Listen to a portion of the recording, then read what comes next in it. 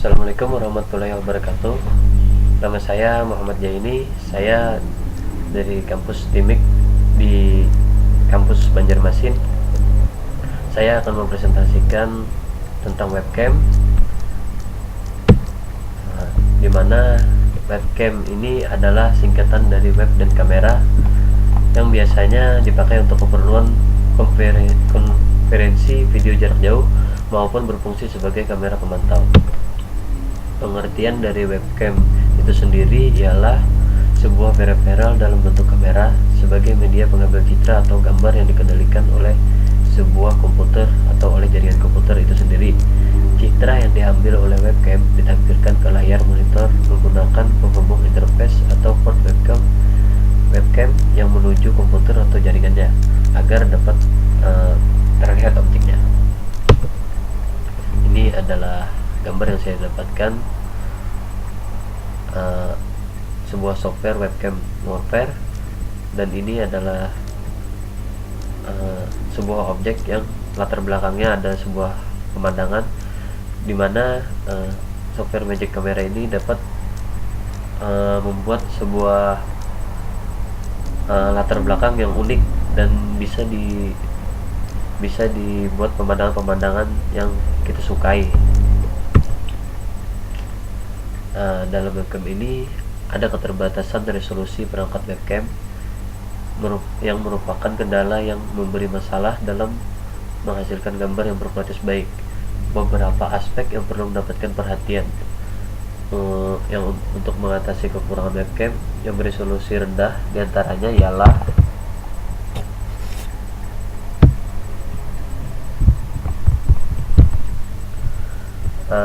yang pertama ada sumber cahaya, latar belakang monitor komputer, dan kecepatan internet. Sumber cahaya ini adalah webcam biasanya mendapatkan sumber cahaya melalui lampu ruangan, di mana optimalisasi penerangan itu tergantung dari fokus cahayanya. Artinya cahaya sangat diperlukan dalam mengirim video ini. Apabila gelap, tentu saja kamera tidak bisa menangkap objeknya gitu. Lalu latar belakang ini merupakan faktor yang juga menentukan tampilan gambar, tetapi ini justru sering diabaikan para pengguna webcam. Penggunaan latar belakang ini disarankan dari warna solid seperti warna gelap atau maupun terang. Hal ini juga sebenarnya latar belakang ini tidak kalah penting juga dari objek pada latar belakang yang menimbulkan refleksi pada webcam atau layar monitor yang harus dipindahkan. Lalu ke monitor komputer. Monitor komputer ini biasanya memiliki pengaturan cahaya pada monitor, terutama pada pengaturan kontras, brightness, dan color yang dapat mengakibatkan pantulan yang merugikan. Kalau ingin hasil gambar webcamnya baik, tentu kita harus betul-betul mengatur seberapa keperluan monitor agar cahayanya tidak terlalu terang, karena apabila cahaya itu terlalu terang pada monitor itu dapat memantulkan cahaya dari wajah kita sehingga bisa membuat video pada objek itu seperti buram atau kusam begitu. Yang terakhir, kecepatan internet. Tentu saja ini sangat penting karena kecepatan pada internet inilah yang dapat melakukan webcam itu, karena faktor yang sangat penting. Kecepatan internet ini adalah faktor yang sangat penting. Masing-masingnya untuk melakukan video streaming, setahu saya dengan kecepatan 30 frame per second itu atau lebih membutuhkan kemampuan kecepatan internet yang memadai agar transfer gambar itu maksimal. Lalu untuk mengenal bagian-bagian webcam, webcam sudah banyak dipakai untuk kegiatan rapat, pertemuan maupun perkuliahan jarak jauh, lintas negara maupun lintas benua. Seperti yang kita ketahui, kita pun saat ini menggunakan perkuliahan jarak jauh dengan webcam. Kecanggihan webcam ini mampu memperpendek jarak dan waktu, namun tidak terlepas dari sebuah teknologi. Ada dua jenis alat, yaitu PCI dan USB, yang berfungsi untuk menghubungkan perangkat webcam ke komputer atau laptop.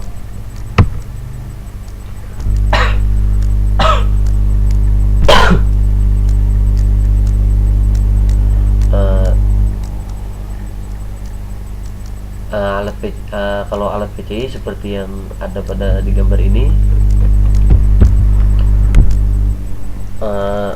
alat PCI ini adalah untuk menghubungkan peralatan dan card tambahan untuk menuju ke sistem komputer.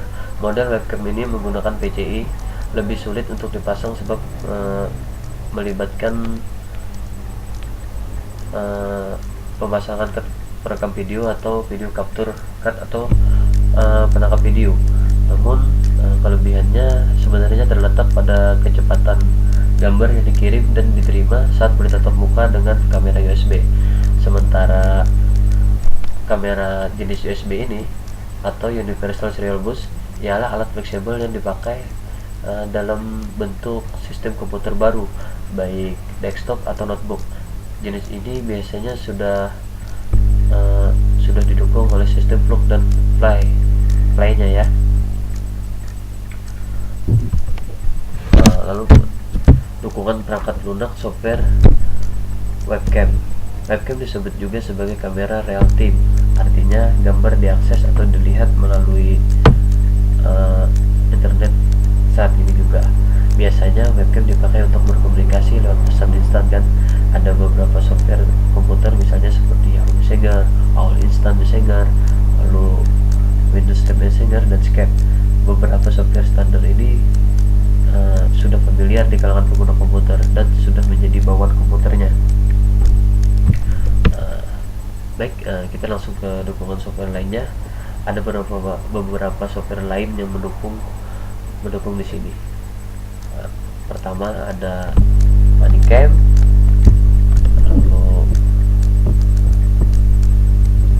ada Vitamin D, Home Camera, Play Camera, dan YouCam.